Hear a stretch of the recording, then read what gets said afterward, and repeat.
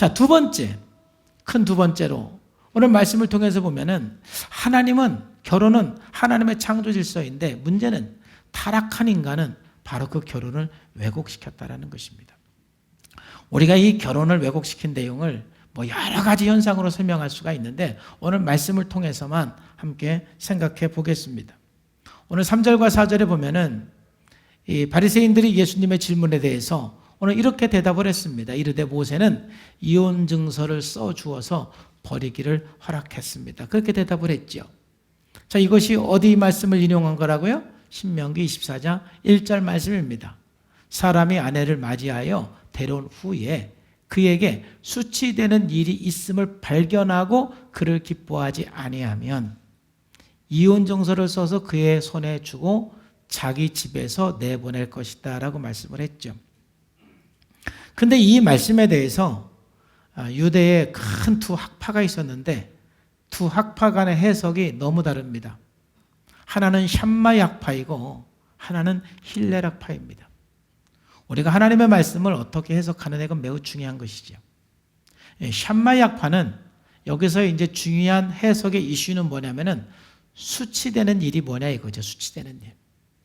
이 샴마이 학파는 이 수치되는 일을 부정한 짓을 한 것, 즉 간음한 것 하나로 봤습니다. 수치된 일이 발견되면 이혼 증서를 써서 이혼을 하라라고 말을 하는 것이죠. 그런데 문제는 뭐냐? 힐렐 학파입니다. 힐렐 학파는 이 수치스러운 일을 굉장히 넓게 해석을 했습니다. 어떤 것을 수치스러운 일이라고 해석을 했느냐면은 남편의 식사를 망치는 것, 음식을 썩히는 것, 아내가 남편의 눈에 기쁘지 않은 것, 즉 안 이뻐 보이는 것. 그렇지. 이건 내가 말하는 게 아니야. 힐렐 학파가 이렇게. 아내가 다른 남자와 이야기하는 것, 남편의 흉을 보는 것. 만약 이게 수치스러운 일이라면 이혼 증서 안 받을 여자가 어디 있어요? 그렇죠. 여러분, 문제는 뭐예요? 부부간에 좋을 때는, 관계가 좋을 때는 힐렐 학파의 해석이든 또는 샴마이 학파의 해석이든 문제가 되지 않아요. 근데 서로 권태가 오고 아내가 싫어지고 남편이 싫어지기 시작하면은 자꾸 힐렐 학파의 해석이 생각이 나는 것입니다. 그래서 그 해석을 따라서 트집을 잡아서 이혼 증서를 써주게 되는 것입니다. 당시에 사람들이 너무 악해서 그저 남자들이 여자들을 너무 쉽게 버리니까 사실 완악해서 적어도 수치스러운 일을 했을 때 이혼 증서를 써서 주라는 것은 여자들을 보호하기 위한 말씀이었습니다. 근데 그 말씀마저도 인간이 이렇게 해석을 해서 여자들의 그 작은 것 트집을 잡아서 그냥 증서를 써서 버리는 것이 그 당시의 풍습이었습니다.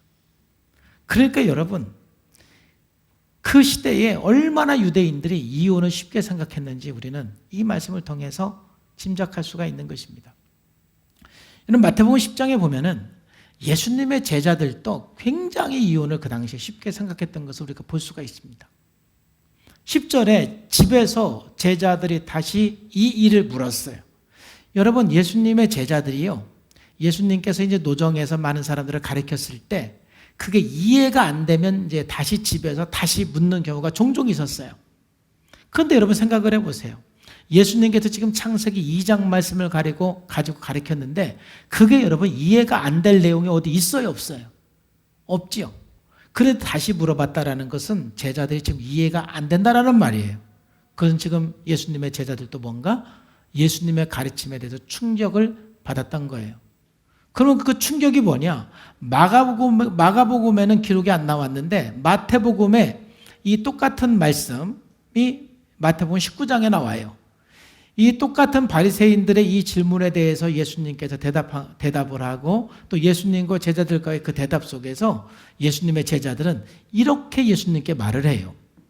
제자들이 이르되 만일 사람이 아내에게 이같이 할진대 장가들지 않는 것이 좋겠습니다라고 말을 해요. 이 뜻은 가만히 살펴보면 무슨 의미냐면요, 예수님, 이혼이 그렇게 힘든 일이라면, 이혼을 그렇게 할 수 없는 것이라면 차라리 결혼을 하지 않는 게 낫겠습니다. 사실 이런 의미가 내포되어 있어요. 그러니까 예수님의 제자들조차도 유대인이잖아요. 남자잖아요. 그러니까 예수님의 제자들조차도 얼마나 이혼을 쉽게 생각했는지, 그래서 예수님의 그 가르침이 얼마나 충격적이었는지를 보여주는 대목인 것입니다. 이것이 인간이 얼마나 하나님께서 세우신 결혼제도를 왜곡시켰는지 보여주는 대목인 것입니다. 그러면 인간이 왜 이렇게 결혼제도를 왜곡시켰는가? 아담과 하와가 타락 이전의 삶에서 타락 이후의 삶으로 이렇게 전환될 때 창세기 3장 16절 말씀이 있어요. 이제 타락한 이후에 두 사람의 관계 속에서 보면은 왜 우리가 부부관계가 왜곡되는지를 보여주게 되는 것입니다.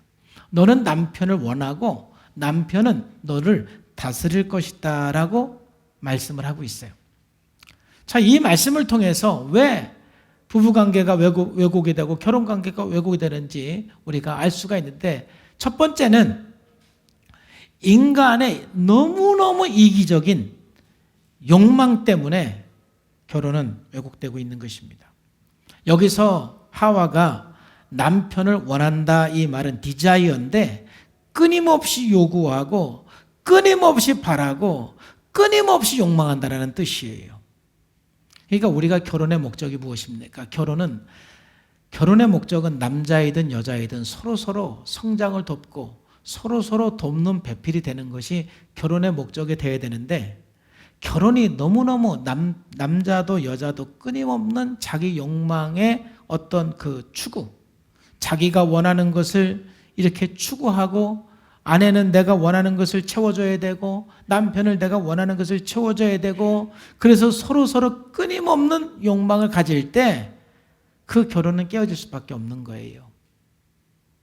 그래서 오늘 신명기 24장에 수치스러운 일들을 힐렐학파들이 그렇게 해석을 하고 사람들이 그렇게 쉽게 이혼장을 써주는 것은, 내가 아내를 통해서 욕구가 충족이 안 될 때 그냥 쉽게 버리는 거예요. 이게 얼마나 인간이 타락한 모습인가 말이죠. 얼마나 이기적이고 얼마나 쾌락과 충동적인가를 보여주는 내용인 것입니다. 그러니까 아담과 하와가 타락한 이후에 지금까지 하나님께서 아름답게 세우신 결혼이라는 그런 관계를 지금까지 이렇게 왜곡된 결혼 생활을 하고 있는 것입니다.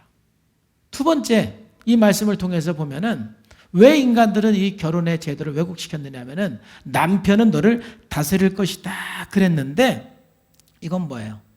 서로 결혼을 해서 다스리려고 애를 쓰는 것이죠. 여자도 남편을 다스리려고 그러고 남편도 여자를 지배하고 다스리려고 그러는 거예요. 부부가 서로 지배하려고 그러는 것입니다. 서로 이기려고 그러는 것입니다. 이 지배한다라는 것은 소유하려고 그러는 것입니다.